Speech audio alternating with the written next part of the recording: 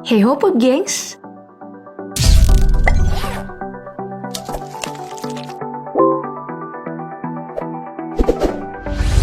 Jadi moda transportasi yang diandalkan di seluruh dunia, perkembangan dunia aviasi lewat pesawat penumpang memang menjadi salah satu hal yang asik untuk terus dibicarakan.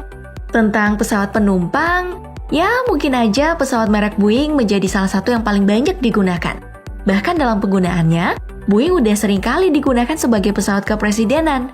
Contohnya aja, untuk pesawat kepresidenan Republik Indonesia berwarna merah putih yang satu ini, merupakan salah satu jenis pesawat Boeing, yaitu Boeing 737. Bagi kamu yang penasaran, kenapa pesawat yang satu ini dijadikan pesawat kepresidenan? Mari kita telusuri bersama di cara pembuatan pesawat tersebut dalam video DP Proses kali ini, proses pembuatan pesawat Boeing 737. Proses pertama yang dilakukan tentu aja adalah pembuatan kerangka. Kalau Elon Musk dengan produksi Teslanya percaya pembuatan alat transportasi harus didominasi oleh robot karena minim kesalahan, ya Boeing ini malah memiliki pendapat yang lain karena masih bertahan dengan prinsip klasik, yaitu semua pembuatannya dilakukan oleh manusia. Satu-satunya hal yang dilakukan mesin dalam pembuatan kerangka ini hanyalah untuk memindahkan rangka pesawat yang berat banget. Ya karena kalau pakai tangan manusia, jelas saja kerangkanya nggak bakalan kemana-mana. Malahan, si manusianya yang patah tulang. Di sini, kita melihat kalau pembuatan kerangka masih didominasi oleh tangan-tangan pekerja terlatih dan terampil. Pihak Boeing beralasan, keterlibatan manusia ini dilakukan agar detail rangka bisa lebih maksimal. Karena pesawat memiliki resiko kecelakaan lebih tinggi dibanding transportasi lainnya. Oh iya, bahan dasar kerangka pesawat Boeing ini meliputi aluminium dan juga titanium. Soalnya, material logam ini ringan, anti karat, dan mudah untuk dibentuk. Ideal banget kan untuk pesawat terbang? Dalam tahapan ini, proses kerangka ini dianggap selesai jika semua kerangka dari depan hingga ekor pesawat udah tersambung. Setelah kerangka tadi udah jadi, saatnya kerangka pesawat ini masuk dalam garasi produksi Boeing 737. Di garasi inilah, semua unit Boeing akan melewati beberapa tahap yang dimulai dari tahap instalasi saluran air dan listrik. Tahap ini akan berlangsung cukup lama, yaitu selama 3 hari, karena tahapan ini memerlukan ketelitian ekstra dari para pekerja. Karena satu aja kabel yang tidak tersambung, atau satu saja pipa air yang bocor, tentu aja akan berakibat fatal dalam sebuah penerbangan. Apalagi jika kita melihat jumlah pipa air dan juga jumlah kabel yang terpasang dalam satu pesawat. Untuk pipa air, setidaknya ada lebih dari 3 km pipa yang diinstalasi di dalam Boeing 737 dan 130 km kabel listrik yang dipasang. Makanya, sesaat setelah proses instalasi ini dilakukan, akan ada tim khusus yang melakukan pengecekan terhadap instalasi saluran air dan juga kelistrikan untuk memastikan semuanya terpasang dengan benar. Nah, setelah itu, meskipun udah terpasang dengan benar dan lulus dalam pengecekan tadi, pihak pengembang juga masih terus berhati-hati. Kalau nantinya ada hal yang tidak diinginkan. Dalam tahap finishing di sini, para pengembang akan memasang sebuah lapisan khusus di lantai dan juga di atap untuk mencegah air merembes masuk ke dalam instalasi listrik. Ya, seperti yang kita tahu, listrik sama air emang jadi musuh bebuyutan dimanapun mereka berada. Dari instalasi tadi, sekarang pesawat masuk nih dalam tahap berikutnya, yaitu pemasangan sayap. Dalam tahap ini, Boeing sekali lagi masih mengandalkan tenaga manusia dalam menyempurnakan pesawat mereka. Setelah diatur sedemikian rupa, hingga berada di tempat yang pas, pemasangan sayap ini udah dianggap selesai. Ya, dalam proses pemasangannya, memang pemasangan sayap ini terlihat simpel.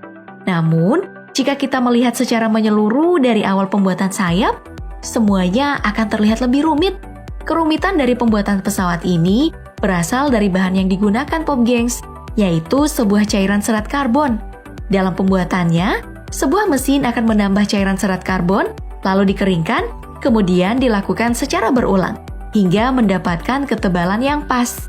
Ya, kalau dianalogikan dengan kehidupan sehari-hari, proses ini tuh kayak nambah lapisan lakban di paket yang mau kita kirim supaya packaging paketnya itu tebal dan aman.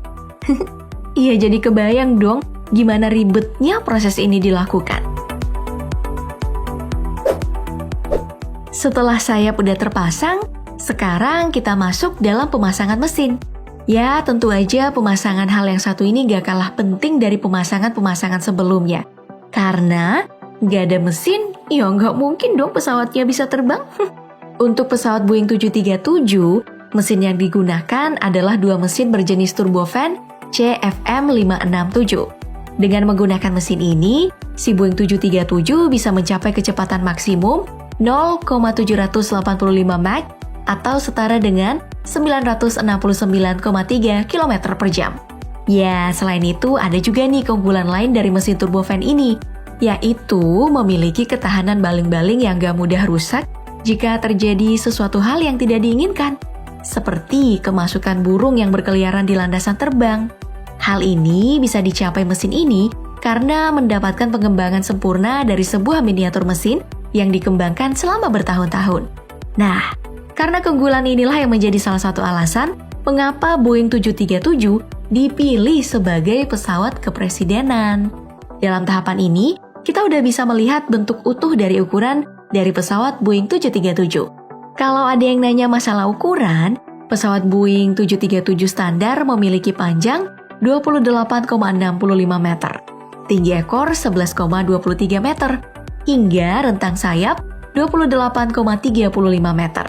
Sedangkan untuk Boeing 737-800 memiliki ukuran panjang 39,5 meter, rentang sayap 35,79 meter, dan tinggi ekor 12,5 meter. Nah, dari ukuran ini kita bisa tahu kalau Boeing 737-800 itu jauh lebih gede ketimbang Boeing 737 standar.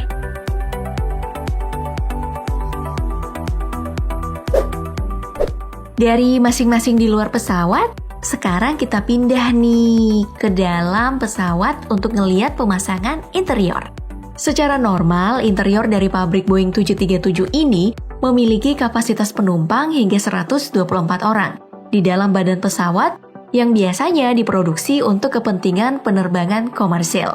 Nah, untuk penerbangan non-sipil seperti pesawat presiden yang menggunakan Boeing 737-800, kapasitasnya itu sedikit lebih besar karena bisa menampung hingga 189 orang. Ya, tapi namanya juga interior. Di area ini tuh tentu ada banyak hal yang bisa diubah, tergantung keinginan pelanggan yang memesan Boeing 737. Contohnya saja, ada yang meminta dipasangkan sofa, ruangan berupa kamar tidur, hingga membuat ruang mahal seperti sebuah minibar. Jadi ya ini sih bisa dibilang hal ini sesuai selera pelanggan. Kira-kira kalau kamu punya pesawat Boeing 737, interiornya bakal diisi apaan nih? Dengan selesainya pemasangan interior tadi, sekarang si pesawat masuk nih dalam tahap final check. Dalam tahap ini ada banyak hal yang mendapatkan pengetesan dari tenaga ahli milik Boeing untuk memastikan kesempurnaan dari pesawat.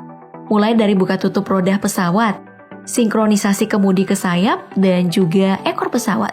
Kemudian pengecekan tiap panel yang harus digunakan pilot dan kopilot, hingga pengecekan berbagai sensor yang digunakan khusus untuk pesawat kepresidenan, seperti sensor panas dan perangkat anti serangan rudal. Nah, jika semua sudah diuji dan dianggap sudah mantep bin mantul, semua tahapan dari pembuatan Boeing 737 udah dianggap memenuhi standar dan siap deh untuk dipasarkan. Untuk harganya sendiri, Boeing 737 ini cukup menguras dompet pop gengs. Dari info yang didapatkan, pesawat Boeing 737 ini memiliki harga di kisaran 32 juta US dollar atau setara dengan 460 miliar rupiah. Sedangkan untuk Boeing 737-800 untuk pesawat non-sipil seperti pesawat kepresidenan itu punya harga yang jauh lebih mahal, yaitu 93,3 juta US dollar atau setara dengan 1,3 triliun rupiah. Ya, kalau dibandingkan harga dari Boeing 737-800 itu hampir 3 kali lipat ya lebih mahalnya dari Boeing 737 standar.